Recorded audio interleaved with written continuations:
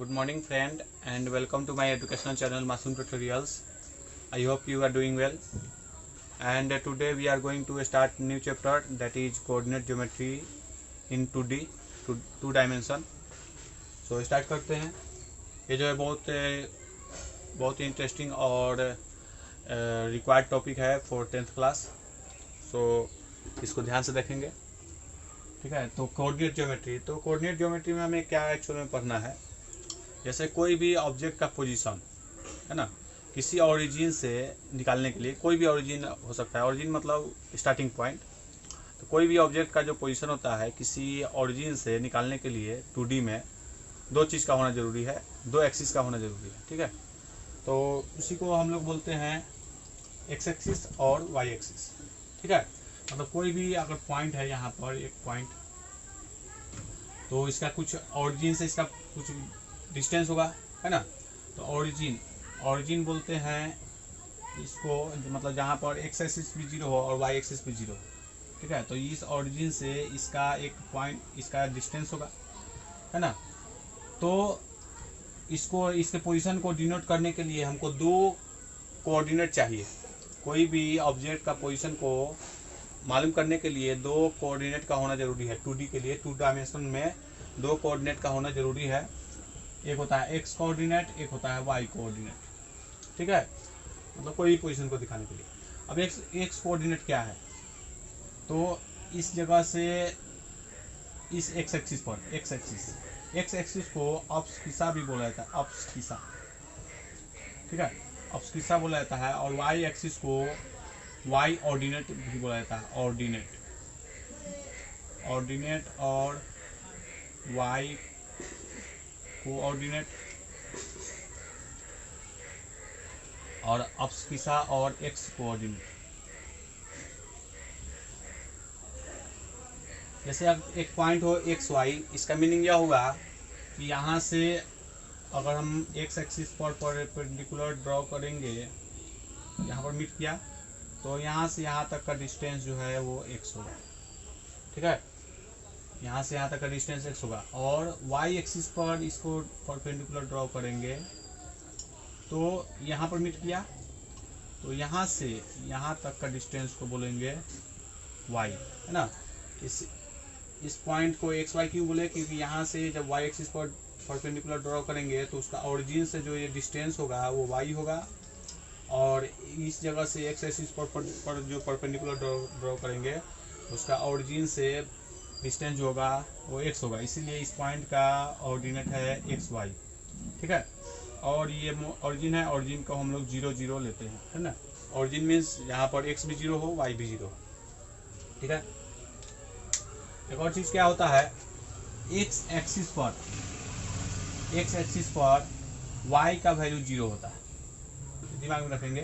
X axis पर कहीं पर भी वाई का वैल्यू क्या होगा, इस जगह भी वाई का वैल्यू 0 होगा, क्योंकि इसके सामने जो है वाई पर परपेंडिकुलर ड्रॉ करेंगे तो इस जगह वाई का वैल्यू 0 है। मतलब एक्स एक्सिस पर वाई 0 और वाई एक्सिस पर एक्स जो है इसमें 0 होता है। कहीं पर भी एक्स का वैल्यू यहाँ पर 0 होगा, इस एक्सिस पर एक्स का वैल्यू 0 होगा और इस एक्सिस पर वाई का वैल्यू 0 होता है, ठीक है। जैसे ये हुआ वाई एक्सिस, ये हुआ एक्स एक्सिस, ठीक है। इस जगह का पॉइंट मान लीजिए कि यहाँ पर जो पॉइंट है वो 2 0 है, 2 0 लिखा कैसे जाता है, पहले एक्स का कंपोनेंट को लिखा जाता है, उसके बाद वाई के कंपोनेंट को लिखा जाता है।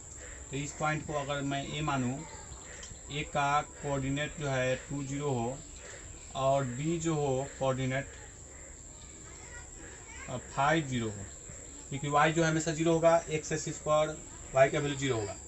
तो ये 2 0, ये 5 0, अगर ये बी हो तो ए बी अगर कोई फाइंड आउट करने के लिए बोले, ए बी इक्वल टू कितना होगा, तो ए बी कितना होगा, तो ए बी इसमें x component, A B equal to B का कंपोनेंट माइनस ए का कंपोनेंट, है ना। तो बी का कंपोनेंट में एक्स का वैल्यू कितना है, तो 5, इसमें एक्स का वैल्यू 2, तो 5 - 2, है ना। और वाई का वैल्यू कितना है, तो ए बी का वैल्यू कितना है, 5 - 2 इक्वल टू 3। मतलब ए बी जो है 3 यूनिट होगा, 3 यूनिट्स। ए बी का वैल्यू कितना होगा, 3 यूनिट्स होगा। उसी तरह वाई एक्सिस पर अगर कोई पॉइंट हो, ये जगह सी हो, इस जगह का वैल्यू कितना हो, 0 3, सी का वैल्यू हो 0 3 और यहाँ पर डी का वैल्यू हो, क्योंकि एक्स का वैल्यू इस पर वो 0 होता है तो 0 6, तो सी डी कितना होगा, सी डी इक्वल टू हो जाएगा 6 - 3, 6 - 3 इक्वल टू 3 यूनिट्स। ठीक है, तो ये हुआ,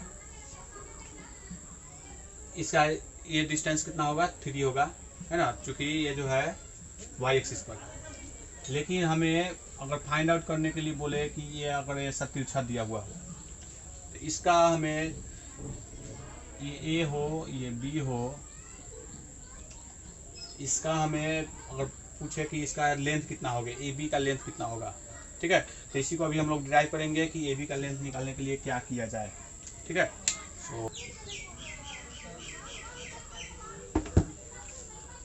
सो एक्चुअल में ये मैं अभी प्रूफ करूँगा थ्योरम कि दो पॉइंट हो, ए का पॉइंट क्या हो x1 y1, बी का पॉइंट हो x2 y2, तो दोनों के बीच का डिस्टेंस ए बी का जो फार्मूला आता है, ए बी का जो डिस्टेंस होगा उसको निकालने के लिए एक फार्मूला होता है x2 - x1 का स्क्वायर प्लस y2 - y1 का स्क्वायर।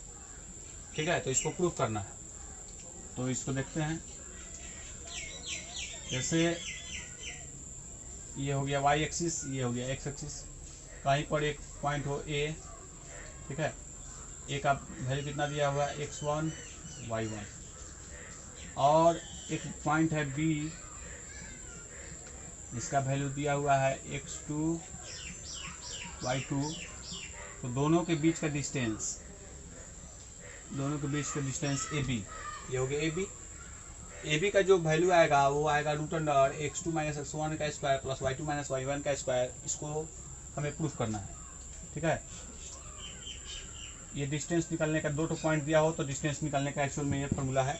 दो पॉइंट दिया हो कोऑर्डिनेट का तो हमें उसके बीच का डिस्टेंस निकाल सकते हैं इस फार्मूला से, तो इसको अभी मैं प्रूफ कर रहा हूँ। ठीक है, तो यहाँ से इस जगह से डॉट से ऐसे मिला दूँ तो यहाँ से यहाँ तक हो जाएगा ये x1, क्योंकि ये x1 है, x1 मीन्स यहाँ से यहाँ तक मिला तो ये हो गया x1। ठीक है, और इसको ऐसे ऐसे मिला दूँ, ये यहाँ से यहाँ तक इसका x कंपोनेंट क्या है, x2 है, तो यहाँ से यहाँ तक हो गया x2, ये हो गया x2। ठीक है, x2 हो गया। उसी तरह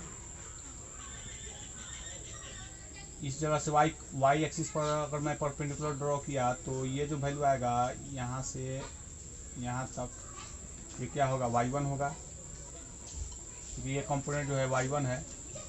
ठीक है, और उसी तरह इस जगह से एक परपेंडिकुलर ड्रॉ किया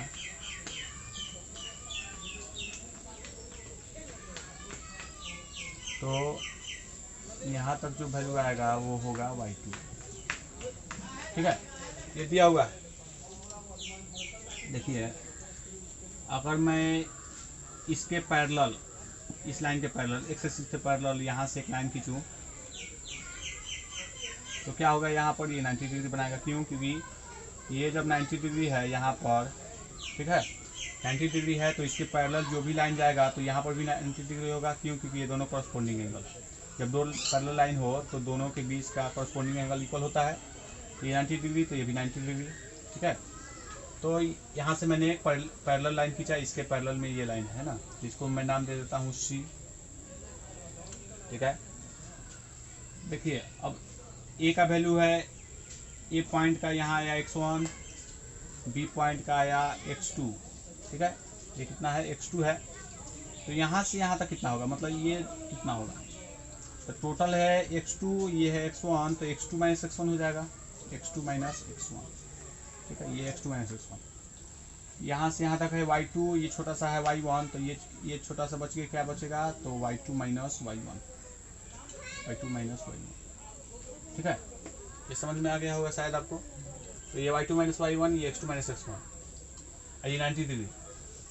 तो इन ट्रायंगल प्रूफ में मैं लिख रहा हूँ, इन ट्रायंगल ACB, AB क्या है, हाइपोटेनस है ना, तो हाइपोटेनस का square AB square equal to AC square plus BC square, क्योंकि हाइपोटेनस का जो स्क्वायर होता है पाइथागोरस थ्योरम के अनुसार, according to Pythagoras theorem, hypotenuse का स्क्वायर जो होता है वो दो तो जो अदर साइड है उसके स्क्वायर का सम होता है। हाइपोटेनस का जो स्क्वायर होता है वो दो अदर साइड के स्क्वायर का सम होता है।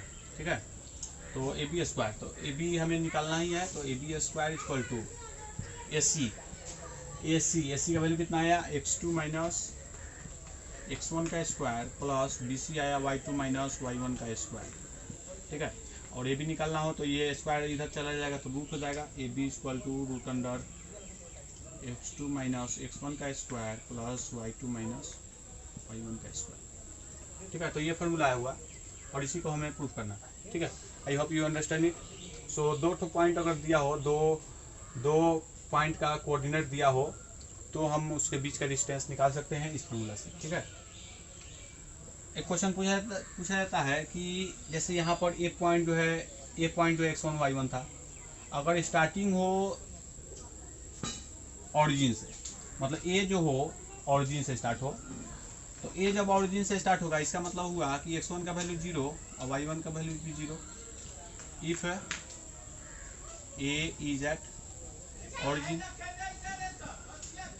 ऑरिजिन से जब स्टार्ट होगा ए, मतलब ए जो है अगर ऑरिजिन पर होगा तो x1 का वैल्यू 0 होगा, y1 का वैल्यू 0 होगा, क्योंकि इस जगह x का वैल्यू जो होता है वो x का वैल्यू भी 0 होता है, y का वैल्यू भी 0 होता है।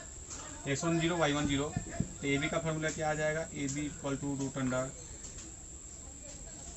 x2 square plus y2 square, है ना, x2 square plus y2 square.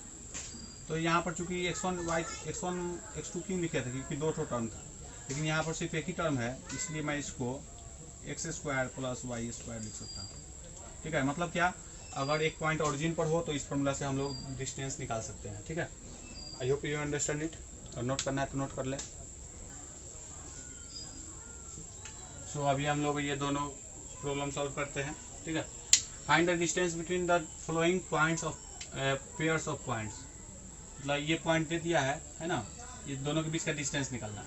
ठीक है, लेट ए 2 3 एंड बी 4 1, मतलब ए का पॉइंट ये दिया हुआ है, बी का पॉइंट यह है। ठीक है, सो ए बी, सो यहाँ पर ये क्या है, ये x1 है, ये क्या है y1 है, ये x2 है, ये y2 है। ठीक है, पहला जो टर्म होता है x होता है, दूसरा y होता है, इसमें ये x है, ये y है, इसको x1 माना, इसको x2 माना, इसको y1 ये इसको y2, है ना, इसलिए दोनों के बीच का distance A B equal to, formula क्या होता है, x2 माइनस x1 का square plus y2 minus y1 का स्क्वायर, सो x2 की जगह पर क्या है 4 माइनस x1 की जगह पर 2 का स्क्वायर प्लस y2 की जगह पर 1 माइनस y1 की जगह पर 3 स्क्वायर, तो 4 माइनस 2 इक्वल टू 2 का square plus 1 minus 2 3 equal to minus 2 का स्क्वायर इक्वल टू 4 का स्क्वायर मीन्स 2 का स्क्वायर मीन्स 4 माइनस 2 का स्क्वायर मीन्स 4, तो 8 हो जाएगा, तो इसका हो जाएगा 2 इंटू 4, तो 2 रूट 2। ठीक है, तो ये डिस्टेंस मालूम हो गया। दूसरा क्वेश्चन यहाँ देखते हैं, इसको भी let A B and B minus A minus B, ये दो तो पॉइंट दिया हुआ है ना, हमें फाइंड आउट करना है ए बी इक्वल टू, तो यहाँ पर ये x1 हुआ हेयर, ऐसे भी लिख सकते हैं here x1 equal to a, y1 equal to b, x2 equal to minus a, y2 equal to minus b, इसलिए a B equal to root under x2 minus x1 का square plus y2 minus y1 का square. ठीक है, तो x2 की जगह पर minus A minus A plus y2 की जगह माइनस बी का स्क्वायर, माइनस ए तो minus 2a minus B minus 2b का स्क्वायर, माइनस 2a का square means 4a square plus 4b square, 4 common ले लूँगा तो 2 root under a square plus b square. ठीक है, I hope you understand it. So इसको जो है, ये फार्मूला को हम लोग डिस्टेंस फार्मूला भी बोला जाता है ना।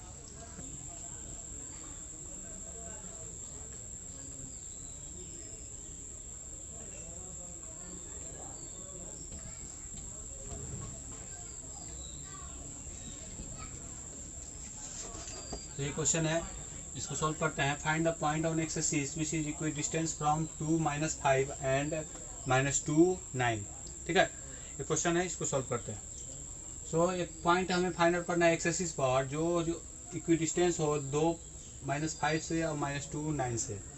मतलब अगर मैं एक्स एक्सिस ये वाई एक्सिस बनाऊँ, एक पॉइंट हो एक्स एक्सिस पर कहीं पर, है ना, जो 2 - 5, तो एक्स का वैल्यू 2 होना चाहिए और वाई का वैल्यू -5। मतलब ये वैल्यू जो है नीचे की तरफ होगा। मान लीजिए कि ये वैल्यू हमें निकालना है, ये है ए, ठीक है, इसका वैल्यू कितना है 2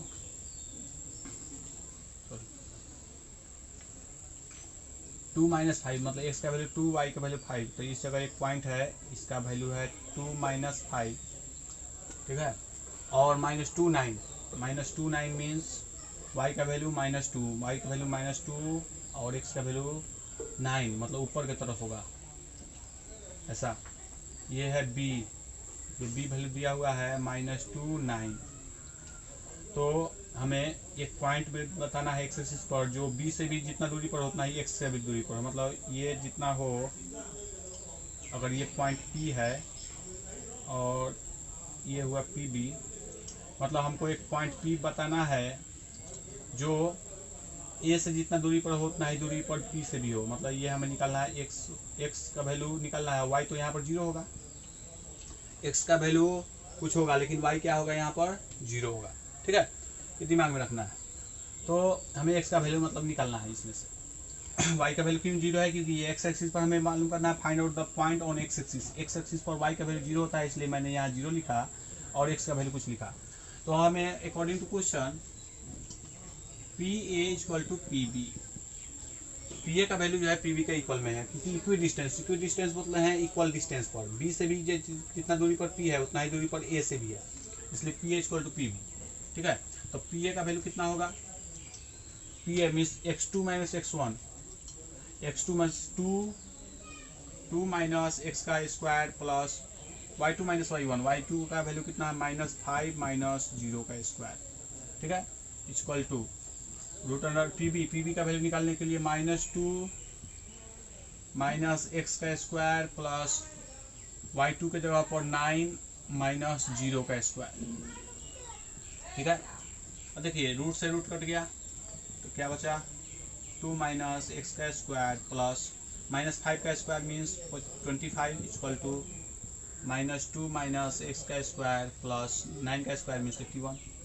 ठीक है, अब क्या है 2 माइनस एक्स का स्क्वायर, ए माइनस बी का whole square means A square plus B square minus 2ab plus 25 equal to, ये क्या होगा ए का स्क्वायर प्लस बी का स्क्वायर। एक्चुअल में इसमें क्या है, दोनों में माइनस में ही है, तो प्लस 2 ए के जगह हो -2, बी के जगह हो -8, ऐसे लिख सकते हैं। ठीक है, तो 2 का square means 4 plus x square, ये हो जाएगा -4x plus 25 equal to 4 plus x square, minus minus plus हो जाएगा तो 4x प्लस 4x।